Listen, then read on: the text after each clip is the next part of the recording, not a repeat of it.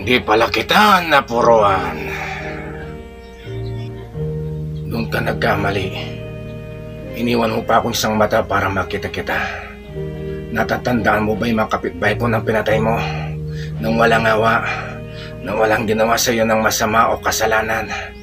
Kasing lamig ka pala ng bangkay kong pumatay.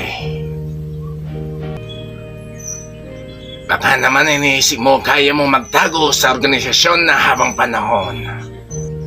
Hindi ako nagtatago.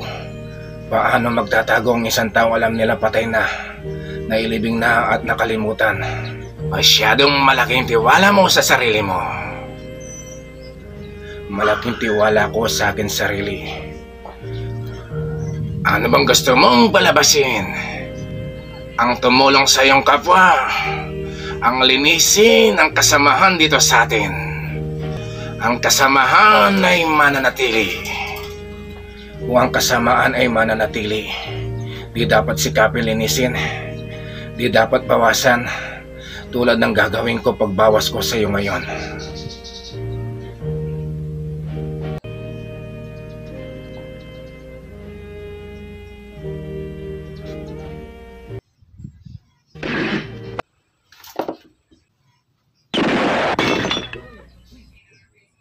Makihabi ako.